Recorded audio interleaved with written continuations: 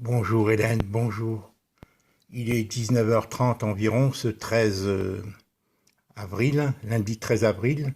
Je t'ai envoyé une vidéo vers 13h, 14h. Et là, comme tu m'as demandé dans ton dernier courriel de ce matin de t'envoyer l'enregistrement que j'ai eu avec l'ergothérapeute qui m'avait téléphoné. D'accord? Et puisque tu n'avais pas bien compris ce que je t'avais dit dans ma vidéo concernant l'échange que j'ai eu avec l'ergothérapeute il y a une dizaine de jours, 10, quinzaine de jours, qui m'avait téléphoné sur WhatsApp le matin et pour me prévenir qu'André était hospitalisé.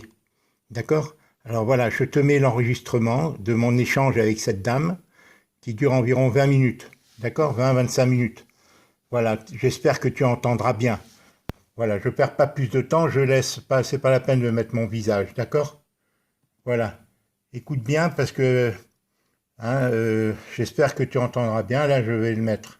Je t'embrasse, Hélène. Je le fais d'une manière anonyme, hein, sans mon visage. Je t'embrasse. Là, tu vois, je suis fatigué depuis ce matin. J'ai de nouveau envie de vomir et des vertiges. Mais enfin, là, malheureusement, j'ai oublié de changer les piles de mon tensiomètre parce que ça peut venir d'hypertension aussi, parce que j'avais les mêmes symptômes un peu. Mais là, j'ai des nausées. C'est la première fois que ça m'arrive d'avoir envie un peu de vomir. Et des diarrhées, voilà. Tu vois, et des vertiges, tu vois, c'est ça. Aujourd'hui, j'ai eu ça. Moi, cet après-midi, c'est revenu, là, ce soir. Allez, je t'embrasse, Hélène, on verra, ces symptômes évoluent. Je t'embrasse. Et encore une fois, bon anniversaire à Jade, hein, pour demain, 14. Voilà. Je te mets la vidéo. Elle est prise en cours de route, hein. Elle est prise en cours de route, puisqu'elle m'a appelé sur WhatsApp et j'ai l'enregistrement, j'ai raté 3-4 minutes du début de l'enregistrement. Voilà. Je t'embrasse. Ce matin, et qui me dit... Donc les pompiers sont intervenus. Ah, parce que les voisins l'ont trouvé au sol, alors. Oui. Ah, donc... Alors après, Oui, voilà, c'est les informations que j'ai. Parce que nous, on appelle toujours les familles avant de voir les patients. Pour ça, pour avoir une photographie avant l'hospitalisation. Et là, votre sœur, le numéro de la salle de soins du service où elle est hospitalisée, c'est le 04 67 33 33 70 70 21. 21. Eh ben, je vous Donc remercie. eux, ils seront plus à même. Vous avez mon numéro, c'est sûrement affiché sur votre téléphone, mais concrètement, vous. Oui, madame, je vous remercie, voilà. je vous remercie beaucoup. Alors J'ai bien voilà, compris. c'est parce que ça sera plus facile de joindre des gens qui la voient au quotidien que nous qui allons la voir qu'une fois. Sachant que moi, je fais juste les appels aux familles. C'est le médecin avec qui je travaille qui va aller à son chevet avec l'interne. Voilà. J'ai eu des informations par votre frère. Donc, il m'expliquait que votre sœur habitait seule à Montpellier dans un appartement en étage, mais c'était la propriété de votre... Mon autre sœur de Nouméa. Oui, de mon autre Voilà. sœur de Nouméa, de Voilà, notre sœur, mais qui est âgée elle-même, qui est âgée elle-même et qui est un peu souffrante, qui a 85 ans. Mais voyez-vous, vous m'apprenez quelque chose, c'est vraiment, ma sœur Hélène s'est inquiétée, celle de Nouméa, elle dit appelle André, et moi, si vous voulez, j'avais convenu avec ma sœur André, s'il y a un problème, tu m'appelles avant, vous voyez. Bon, Oui. et apparemment, elle ne m'a pas appelé, donc voilà. Et donc, c'est bien que mon frère Émile vous a donné l'information que Charles, je crois qu'il est à Nouméa aussi. Alors, il ne savait pas me dire s'il était à Montpellier ou à Nouméa. Par contre, est-ce que par le plus grand des hasards, vous auriez les coordonnées de ses voisins qui l'ont trouvé ou pas du tout? Non, madame, c'est pas parce la que première fois que... moi-même, madame, moi-même, je suis moins âgé. Vous êtes en Bretagne, je sais. Non, oui, je suis en Bretagne, mais je n'ai pas été souvent à Montpellier depuis plusieurs années. Donc, je sais qu'André a eu des problèmes de santé, je l'ai joint, je lui ai parlé beaucoup, souvent, mais là, bon, Oui. je ne m'y attendais pas. Je sais qu'elle est âgée, je sais que dans le confinement, moi-même, je le vis difficilement. Bon, on vit tous très difficilement quand on nous enferme comme ça, sans que personne puisse venir nous voir. Bon. Je comprends. d'accord. Après, donc comme vous le dites, votre sœur, c'est pas sa première hospitalisation, on va dire, dans la... Est-ce que vous pouvez me parler de son état, madame Alors, moi, je peux pas vous parler de son état parce que je sais juste que voilà, elle a été hospitalisée, et moi, j'ai besoin de faire le point sur l'autonomie avant qu'elle ne soit hospitalisée. Je sais donc, comme vous, qu'elle a déjà... Vous êtes assistante sociale, madame? Non, je suis ergothérapeute. Ergothérapeute, d'accord. Donc je m'occupe de l'autonomie des personnes âgées. Hein. Ça recoupe un petit peu certaines missions de l'assistante sociale, mais je ne vais pas aussi loin que l'assistante sociale parce que c'est pas mon domaine de compétence. D'accord. Mais voilà, en fait, donc, comme vous le savez, votre soeur elle a déjà été hospitalisée. Oui. Sur les précédentes hospitalisations, dans le dossier, j'ai vu qu'il y avait eu des notions à un moment donné qu'à domicile, ça commençait à être peut-être un petit peu compliqué, le maintien. Oui. Et qu'il n'y avait pas d'aide à domicile. J'ai cru comprendre que votre sœur n'était pas forcément favorable à la mise en place d'aide comme une infirmière, une aide ménagère. Oui, c'est bien ça. Et qu'il y avait eu aussi une proposition qu'elle soit, qu'il y ait des demandes de maisons de retraite qui ont été initiées. Oui. Mais a priori, elles n'ont, alors je ne sais pas si elles n'ont pas abouti parce qu'il n'y avait pas de place ou si c'est parce que c'est un refus de votre sœur. Il y a eu, à mon sens, André voulait être dans une maison de retraite au centre-ville parce qu'elle connaît le centre-ville et elle pensait se sentir moins seule, vous voyez. Alors, c'est un fait qu'elle voulait être dans le centre-ville, elle avait demandé à le centre social. Après, je ne sais pas ce qui s'est passé, elle a changé d'avis. Parce que peut-être qu'ils n'ont pas voulu alors elle a refusé, parce que c'est son seul atout, si vous voulez, c'est d'être dans son cadre de vie. Bon.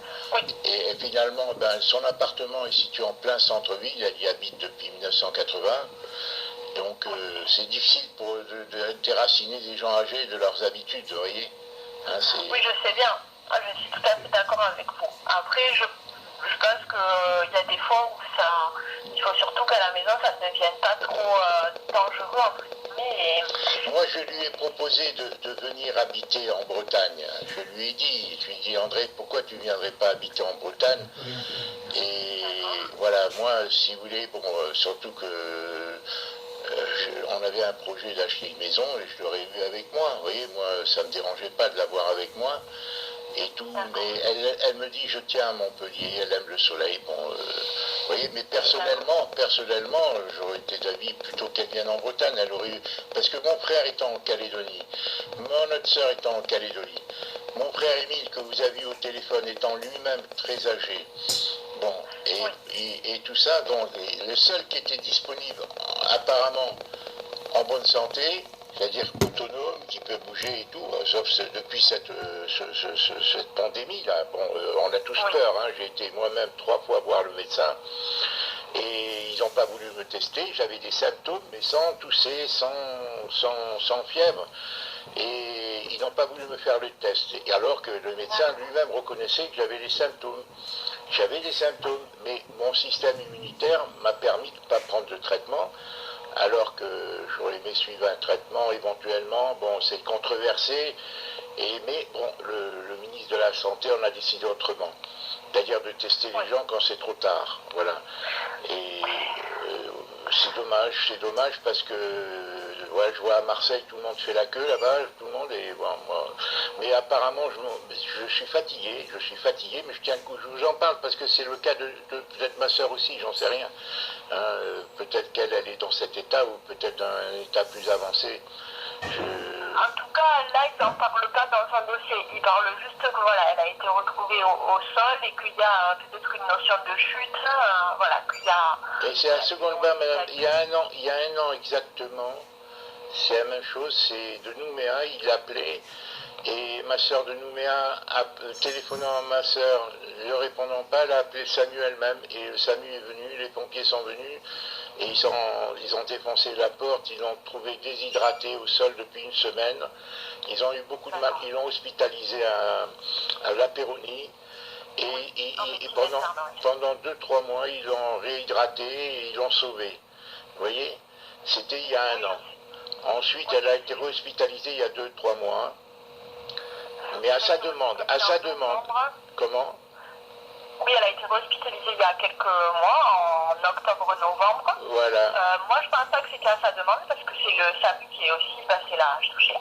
Ah oui, mais c'est elle qui a téléphoné. C'est elle qui a téléphoné pour qu'on vienne la chercher. C'est elle qui a téléphoné. Parce que, et là, à ce moment-là, c'est là qu'elle disait, je ne veux plus être seule. Vous voyez? À ce moment-là, elle a dit à l'assistance sociale, et l'assistance sociale m'a dit, ben, je vais essayer de vous trouver. Et là, ma sœur, bon, elle voulait plus être seule, c'est très difficile pour elle. Et donc, l'assistance sociale, elle lui a dit, je vais vous chercher une maison de retraite, une EHPAD. Et ma sœur lui a dit, écoutez, moi, j'aimerais 7 maisons de retraite. Et peut-être qu'elle ne va pas proposer, bon, mais vous savez, bon, elle a pas... Alors, il y a eu, moi j'ai regardé dans les maisons de retraite qui ont été proposées, c'est des maisons de retraite qui sont dans Montpellier. Après, les places sont assez chères, entre guillemets, dans le sens où il n'y a pas beaucoup de places de disponibles et que c'est vrai que quand une personne à domicile... Quand vous me dites cher, c'est au niveau financier ou au niveau de la non, rareté? alors, ça peut être tout, mais dans le sens plutôt sont rares. Ah d'accord. Dans ce sens-là. Dans les maisons de retraite, souvent, il y a des délais d'attente avant d'obtenir une place. Et les maisons de retraite qui ont été sollicitées, souvent, on conseille aux gens de ne pas en solliciter qu'une seule, mais au contraire de faire plusieurs demandes, parce que sinon, on se retrouve à avoir des listes d'attente très longues et parfois de ne pas avoir de réponse favorable. C'est pas parce que la personne on ne peut pas s'occuper d'elle, c'est que il n'y a pas de chambre vacante. D'accord. Voilà. D'accord. Après, voilà, je sais qu'il y en avait une qui avait refusé parce qu'il n'y avait pas du tout de place, et il y en avait deux autres, une en attente et une autre qu'il fallait recontacter. Après, voilà, à l'heure actuelle, en tout cas, je pense qu'il n'y a pas eu de suite, vu que votre soeur est toujours à domicile. Mais est-ce que vous seriez pour, si vraiment le maintien à domicile est compliqué, pour qu'elle aille en maison de retraite ou... Ben écoutez, moi sincèrement, je ne connais pas, il y a différents niveaux, si vous voulez, bon, dans les maisons de retraite, surtout on en parle beaucoup actuellement, hein, vous voyez, c'est des mouroirs souvent, hélas, et vous voyez, on ne s'occupe pas des gens convenablement, c'est une histoire, si vous voulez, d'étoiles, hein, si vous voulez, une maison de retraite 5 étoiles, c'est pas la même chose qu'une ordinaire. Ma soeur n'ayant pas de grands moyens, je ne sais pas dans quelle maison de retraite ils la mettront. Vous comprenez? D'accord. Et c'est pour ça que moi j'envisageais, qu'elle vienne ici, et au moins elle aurait eu un frère qui n'est pas impotent, qui la sortirait tous les jours. Vous comprenez? Parce que ici, moi j'habite à 10 km de la plage, je l'aurais amenée avec moi, elle ne serait pas sentie confinée. Vous comprenez? Elle aurait eu quelqu'un. Je lui dis, dans la mesure où ma sœur Hélène ne rentrait pas en France, parce qu'il était question à un moment donné que ma sœur Hélène rentre, il se pourrait qu'elle rentre en France. Il se pourrait, parce qu'il y a des événements en Calédonie. Bon, mon frère Charles, il se pourrait qu'il rentre en France un jour avec ses enfants. Non, il se pourrait qu'il quitte la Calédonie, il y a des problèmes politiques là-bas, bon, tout divers. Et je lui dis, dans ce cas-là, lui habitant à Montpellier, elle restera à Montpellier. Mais si ni l'un ni l'autre ne viennent, eh bien, il n'y avait que moi. Vous comprenez qui pouvait, mais moi, j'ai mes petits-enfants ici, je ne peux pas me déplacer, j'ai 8 petits-enfants ici, vous comprenez? J'ai 3 enfants ici, bon, j'ai beaucoup de petits-enfants, j'en ai 15 ans en réalité, hein, mais il y en a 6 qui sont éloignés de moi, qui sont en région parisienne. Bon, alors moi, je ne vais pas quitter mes enfants, ma famille, pour habiter Montpellier, vous voyez? Si j'étais seul, oui, je comprends. Si j'étais seul, elle ne voulait pas en fait. Comment? Vous lui avez proposé, elle n'était pas. Non, elle m'a dit j'aime Montpellier, voilà, elle m'a dit j'aime Montpellier, mais moi c'est si vous la voyez, oui. Mais moi en plus, ma sœur Hélène avait un projet d'acheter un appartement, une maison pour nous tous, vous voyez, si elle rentrait en France. Si elle rentrait en France, vous voyez. Et j'ai une question, est-ce que ce projet que vous avez déjà énoncé à votre sœur, est-ce que c'est toujours d'actualité? Madame, je n'en sais rien, ça dépend des événements en Calédonie. Vous comprenez, ça dépend de la politique. Non, alors c'est pas. Alors c'était plus par rapport au fait que vous aviez proposé à votre sœur de venir se rapprocher de vous. Oui, d'être dans une maison, parce que moi, j'habite, madame, moi personnellement, j'habite un beau 2 pièces, je suis âgé. Bon, je suis installé ici en Bretagne depuis 2 ans. J'habite un beau 2 pièces, mais on ne peut pas habiter ensemble. C'est trop exigu. voyez? Oui. Et c'est dans la perspective qu'on ait une grande maison, et que ma sœur Hélène, qui n'est pas mariée, qui a adopté un enfant, 2 enfants même, et bon, qui s'est occupée de 3 enfants en fait. Ma sœur Hélène n'a pas d'enfant. Et elle s'occupe d'André depuis 45 ans, depuis qu'André est tombé en dépression. Car André était une fille brillante, qui avait fait des études, qui avait des diplômes et tout, et elle a fait une primo-infection. Ça a été reconnu à l'origine qu'il y a eu des erreurs médicales, ils lui ont donné du Rumifon. Elle a chuté, après elle est rentrée dans la psychiatrie, médicament sur médicament, ils l'ont abruti et depuis elle s'en sort plus. Alors que c'était une fille très autonome. C'était une fille très autonome qui avait fait des études de droit, d'arabe, d'anglais, et qui se préparait, qui souhaitait travailler dans un organisme. Bon. Et elle est tombée malade en 72, à un moment où elle achevait ses études. Voilà, elle a été hospitalisée. Et moi-même, qui ai fait une primo-infection tuberculeuse quand j'étais jeune, figurez-vous que j'ai le même médicament, le Rumifon, m'a donné un foie d'alcoolique. Je l'ai découvert il y a 10 ans, alors que je ne bois pas. Vous voyez, les médicaments ont eu des effets secondaires. On parle de chloroquine qui donne des effets secondaires. Donc voilà, c'est un peu compliqué. Mais voilà, moi, voilà, je vous dis, ma sœur Hélène avait le projet. Maintenant, elle a 50 ans de vie en Calédonie. Sa vie est là-bas, vous comprenez?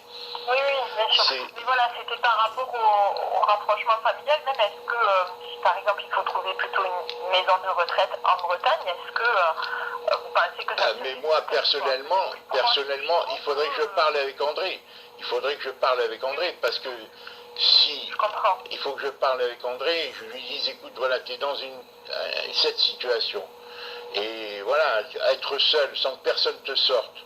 Hein, voilà, confiné comme ça, à manger, dormir, parce que c'est ce qui se passe à peu près dans ces maisons de retraite, quand il n'y a pas de personnel.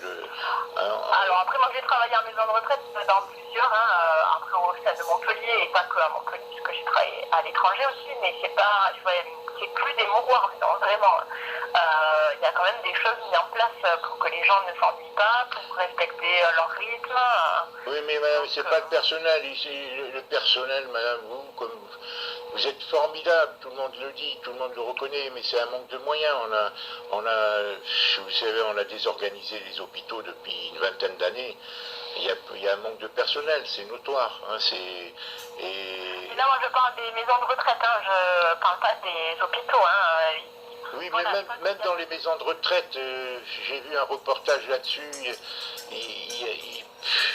C'est horrible, c'est horrible. Même il y a des maisons de retraite de luxe, si vous voulez, mais les autres, non. Et c'est des mouroirs, il faut le reconnaître. C'est-à-dire, on ne peut pas s'occuper des personnes âgées. De toute façon, on veut les euthanasier, c'est officiel. On veut instituer l'euthanasie. Il y a beaucoup de gens qui sont pour l'euthanasie. C'est l'emprise. Quand je vois, par exemple, un homme comme Jacques Attali, de cette notoriété, qui a dit que les gens au-dessus de 65 ans, il ne fallait pas les soigner. Bon, il a peut-être changé d'avis, parce que maintenant, il a 78 ans, lui. Mais bon, vous savez, c'est controversé, les maisons de retraite en France. Hein, c'est pas très... malheureusement. Après, est-ce que je peux vous demander juste si vous avez les coordonnées de votre frère Charles en Nouvelle-Calédonie? Est-ce que vous savez qu'il y a en Nouvelle-Calédonie ou est-ce qu'il est à Montpellier? Non, mais je peux joindre ma sœur Hélène, avec qui mon frère Charles, j'ai ses coordonnées, mais je ne corresponds pas vraiment avec lui. Ma sœur Hélène, j'ai ses coordonnées. Je vais la joindre. Je vais la joindre. Je vais essayer déjà de joindre l'hôpital Saint-Éloi. Alors, en fait, avant, nous, on a besoin d'aller la voir ce matin. Donc, c'est pour ça que je suis un peu insistante. Mais, a priori, de ce que je sais de votre frère Émile, c'est Charles qui viendrait le plus souvent sur Montpellier. Non, mais madame, votre frère. Madame, je pense... J'ai vraiment besoin de savoir son autonomie à votre sœur avant qu'elle soit hospitalisée, parce que c'est très important pour pouvoir faire des recommandations. Mais Charles, madame, permettez, j'ai votre numéro de téléphone là. Permettez-moi, je ne peux pas... Vous voyez, en Calédonie, ils ont 10 heures de plus que chez nous. Ils sont... Oui, mais il est 19h, monsieur. Il est 19h, il y a 9 heures de plus. J'ai une amie en Nouvelle-Calédonie. Non, il y a 10 heures. Oh, ah non, peut-être maintenant. Ah oui, on est revenu, vous avez raison. 9 heures, parce qu'on a changé d'heure. Oui, vous avez absolument raison. Parce que je pense que je peux me permettre encore d'appeler, mais après 19h, je vais pas trop oser, parce que je pense que c'est pas l'heure adaptée. Et j'ai vraiment besoin faire avec quelqu'un qui voit régulièrement votre sœur en dehors de son médecin traitant qui a déjà été appelé. Mais Charles est en Calédonie, il ne viendra pas de Calédonie pour voir sa sœur. J'ai pas dit qu'il vienne, mais a priori c'est lui qui vient sur Montpellier de façon le plus régulière ou le plus fréquente parce qu'il a une maison, donc peut-être qu'il est venu récemment et qu'il saurait m'expliquer comment ça se passait. Parce que de ce que je comprends, votre frère Émile et vous n'êtes pas venus depuis plusieurs années sur Montpellier. Ah oui, ben moi je lui téléphone, mais vous voyez, bon, je ne suis pas venu. Je lui ai proposé. Oui, voilà, donc mais son état, madame, mon frère n'est pas informé, puisque ma sœur Hélène m'a dit, je suis inquiet pour André, puisqu'on essaie de l'appeler, elle ne répond pas. Et c'est de là que moi je l'ai appelé, elle m'a dit ça il y a une semaine. Moi je l'ai appelé. J'ai appelé là hier j'ai essayé, elle n'a pas sonné. Elle m'a pas, parce qu'habituellement, je l'appelle, j'ai un code, je sonne 3 fois, je raccroche, parce qu'elle a peur d'être dérangée. Alors elle me dit, tu me sonnes. Oui, je sais par les... La publicité. Oui, voilà, exactement. Votre frère Émile aussi m'en a parlé que c'était très insistant les démarcheurs. Après, voilà, je savais pas que vous n'étiez pas au courant, mais si vous me prévenez que Charles ne l'est pas, je vais aussi l'avertir en même temps. Ou est-ce que vous voulez pas du tout me donner ses coordonnées? Mais madame, je les ai pas vraiment. Je les ai quelque part. Je le sais. Mais avec mon frère, je suis pas en très bon terme. Voilà. D'accord. Et je peux comprendre que voilà. Mais par contre, ma sœur Hélène, s'il est à Nouméa, madame, sachez une chose, c'est que s'il est à Nouméa, ils habitent une résidence dont mon frère Charles est propriétaire, et donc il loue un appartement à ma sœur. Vous voyez, ma sœur qui est âgée, donc ils sont à proximité l'un de l'autre. Vous voyez? D'accord. Voilà. Mais, écoutez, vous pouvez garder mes coordonnées qui se sont affichées et si besoin, soit les donner à votre frère ou votre soeur de Nouméa. Oui. Ou s'ils veulent que moi je les appelle, vous pouvez m'envoyer un SMS ou me rappeler pour me dire. Non, madame, je pense que le mieux, c'est eux qui vous appellent de Nouméa, avec le WhatsApp. Parce que ma sœur avait WhatsApp et elle a cassé son téléphone. Mais eux, il n'y a pas de souci. mais mon frère doit avoir WhatsApp et il voudrait mieux que ce soit eux qui vous appellent. À quelle heure ça vous conviendrait, madame? Moi, je suis disponible toute la journée. On peut m'appeler de 8h30 le matin jusqu'à 20h le soir, il n'y a pas de problème. À 8h30 le matin, 8h30 jusqu'à 20h. Jusqu'à 20h à peu près, il n'y a pas de souci. N'hésitez pas, à part jeudi, parce que jeudi, il y a un créneau horaire où je ne serai pas du tout disponible, de 14h30 à 16h. Ça, je ne suis pas du tout disponible à ce moment-là. Ça, c'est vraiment, je ne pourrais pas répondre. Oui. Mais après, voilà, vous pouvez, il n'y a pas de souci.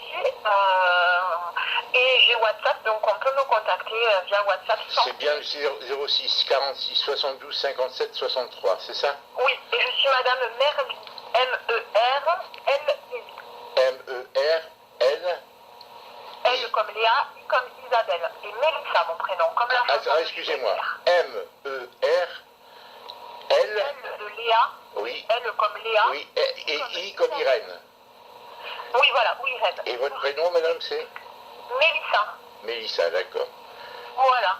Merci. Écoutez, je vous remercie. Moi, je vais... C'est moi qui vous remercie, madame. C'est moi qui vous remercie beaucoup. Je vous remercie. Bonne journée. Vous êtes formidable. Merci beaucoup, madame. Au revoir, madame. Merci à vous. Au revoir. Bon, vois-tu, Hélène, je ne sais pas combien de temps ça dure. Là, je parle à l'arrière du téléphone, car je veux que ça soit... pas la peine qu'on voit mon visage. Tu vois, elle insiste pour que ça soit Charles.